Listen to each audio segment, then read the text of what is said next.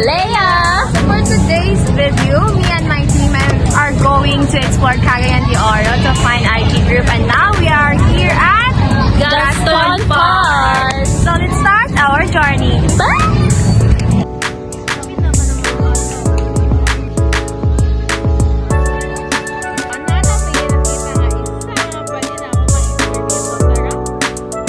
Tanong na kay mga nahibalaan mga indigenous people. Kanang nakakita ni mo din sa CDO, sir, mga background. Daghan nila sa highway dun. Malabihan ako. So, para sa imo nga, sir, like, natabang ang mga indigenous people or wala? Tao mga po na sila. Ano sila? Kaniag to. Ang uban matigulang na. Nananagat mo ko na kasagara ko. Katapang nga po na sa Pilipinas. Ang uban dito, nabuhin na sa nila. Nagkaroon kayo. Ang uban na disable na. Ngayo, kung ka na mga anay kabataan, ilang mangyapon ng mga parinti-parinti rin na sila ko. Nandalahig lang yapon ba? Dapat ang gobyerno naplastada na edukasyon yung ihatag na ng mga bata. Hi, sir. Kapag mga sa indigenous people,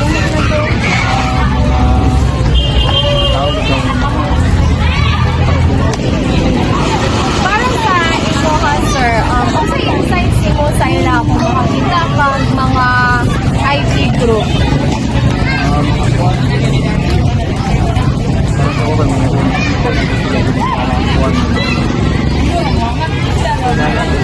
Parang sa mga importante sila. Ang kanang ilang mga culture, importante ba nga, i-preserve natin sila hangtod karon. Why?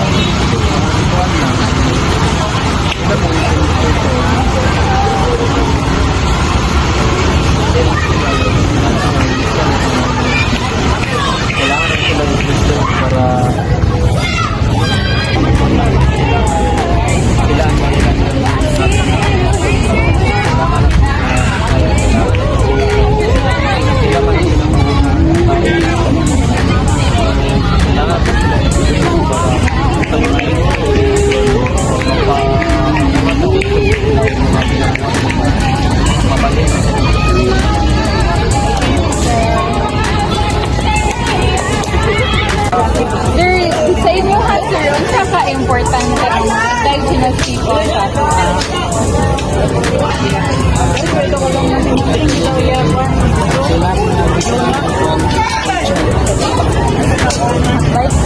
Hi everyone, I'm here at the Mac Hotel, and now nakita na sa atong interview ko. So now, what's ta sa iya ha? So, ato siya interview. So, hi guys, this is, what's your name, sir? My name is Brian Titalisik. So, what's your course? Ito ka course, sir? BS Tourism Management, third year sa Pinmacadiller College.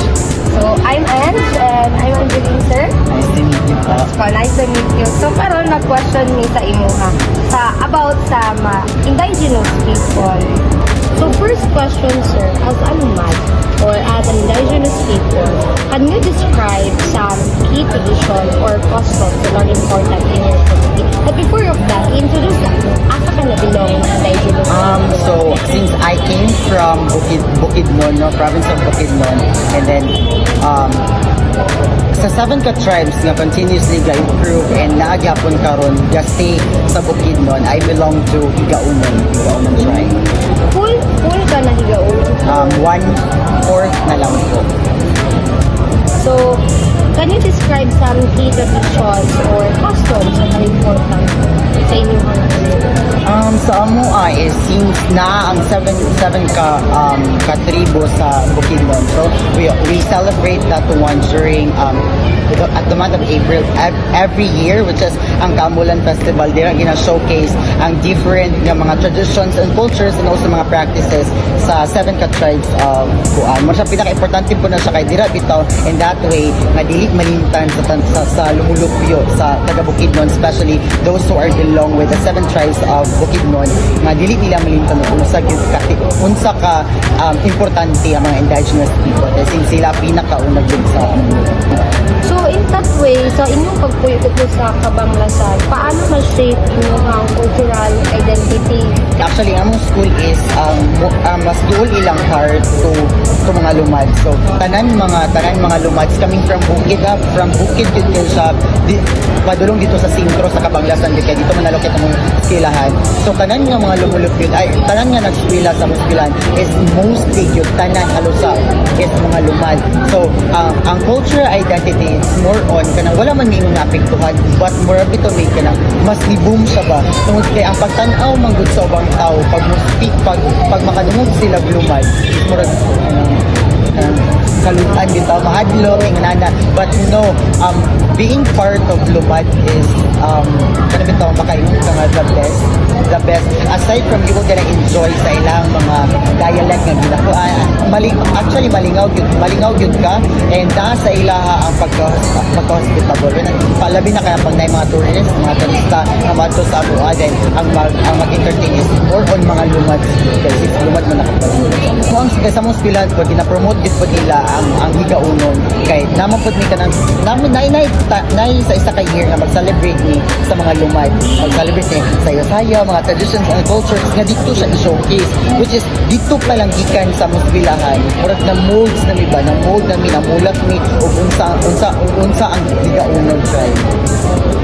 So that's all for our journey here in finding one of the indigenous people na school din sa Cagayan de Kinmas COC, and we found Kuya Brian or Brian Talisik, which is part of the Higaunon. So I hope guys we've learned something from him kung sa mga itong mga natunan mo instill sa itong mind and continue to prosper and preserve their traditions and cultures. Thank you so much and bye bye.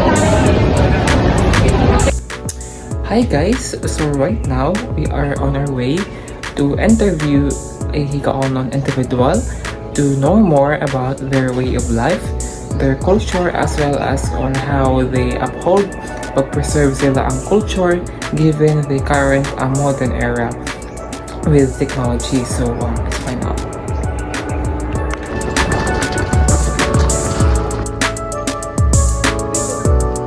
Hi guys, so right now we are with she's a member siya sa Higaunon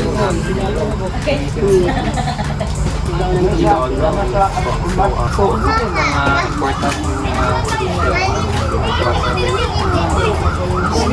ano yung mga important tradition and culture. Di na siya everyday, anang kuan lang, anang kung nalang yung mga event, anang kamulan or may kasal, kailangan yung mga ritual. Sabab importante yung mga culture man kayo mo ang kaugalungan. Importante sa ako ang culture, sa ako alam, kay sukad sa akong pagkabata, muna siya akong namatan, so ako po na siyang nakuan, gikan pa sa akong ginikanan sa unang pangalan. Ito ba yung mga challenge ninyo mga encounter at Higaunon? Daghan. This is halos bukan. Discrimination. In what way? Almost discriminate sa tribo. Ano man, kasagara ang mga tribo, kung madunggan, i-discriminate man. Kaya tungod lagi kay mga kuan, kanang mga ginatawag nila gali, mga grado. Pero dili yung nanay. Pero ano nga bang mga anak na is involved ba sila in terms of mga practice? Oo. Ako mga anak, kasagara, every year, lagi na sila yung mga kuan, kasi mga batang indiri sa community. Ako ba sila yung natutunan sa mga kultura, tradisyon sa tribo, kung sa mga ginabuhat sa tribo. Muna kong ginatudlo sa ilang. Para nga ilang masunod. Kung unsa ang katigulangan dahil sa una, ilag ako mga kuan. Gusto mo mabago ko mga like the way mo interact with sa society? What way? Actually, wala may gusto na magpagkataon. So, sa tao na lang, kung i-judge nilang amo ang pagka-tribe, pero dili na mo gusto baguhin ang among tribe, kaya amo naman ni siya nadakan. So, depende na lang sa ilaha, sa ilang pagsabot, kung sa ilang pagsabot sa tribe. Given sa mga factors na ito ka ng mga trends sa tuwang panahon karon. Ano ba siya impact sa mga culture? Wala man yun. So, ato lang siya na medyo sa ayo sa panahon po. Medyo sa ayo.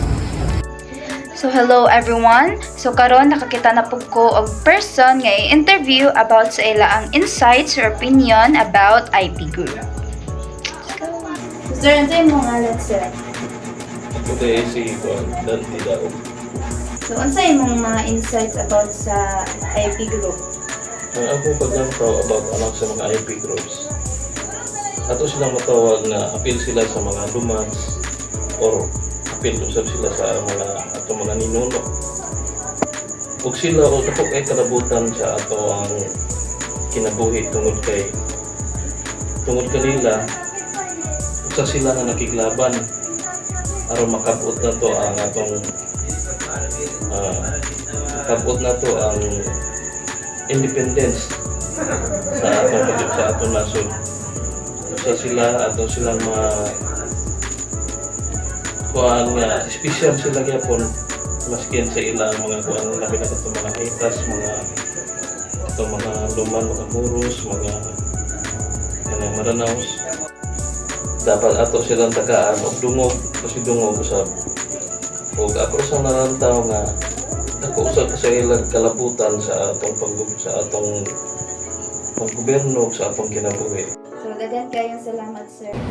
Hello guys! So now that's the end of our story in exploring the indigenous people's lives. So now we're going to share what we have learned as we explored it. So for me, indigenous people are important in our country in order for us to know our cultures, whether good and bad, and also to know if bad siya is makahimo tag ways to change them. For me, I have learned that indigenous people are still important in today's generation. It's because if wala sila, I don't think we know what our culture is, our traditions, and our way of life. So yeah, it is very important na i-preserve gyapon nato kung unsa nga to ang learn about sa ila para sa mapuslan pa sa uban nga generation. Hi guys, so for me, what I learned regarding their culture is the importance of having a strong sense of belonging sa imong community and sa imong tribe. That regardless of changes in society is dili gyud ninyo limtan unsa ang inyong practices, inyong traditions nang pass down ninyo sa inyong generations, and regardless sa kung sa palanto sa society sa inyo is you are strong as a whole community and as a whole tribe. As for me, while we are having our interview, it is important to always discuss what are indigenous people. Kaya as I have seen, they have more nalimot na sila unsa gid ang indigenous people and what are the importance of having them in our country and our life. So, mabuhay. So for me, I've learned a lot about indigenous peoples and how important they are sa ating country. Because of them, we know our culture and history about the Philippines. So what I've learned from akong na-interview is that we are very rich in indigenous people, and aside from that, we should respect, we should not discriminate, and we should protect them because they are the ones nga ni-shape sa atong culture. Aside from that, is sila pud ang mga tao na nitabang sa tua para mibawaan na tong history sa atong country. Hi guys, that's all for our video today as we explore the indigenous people and hoping to see you again soon. Bye!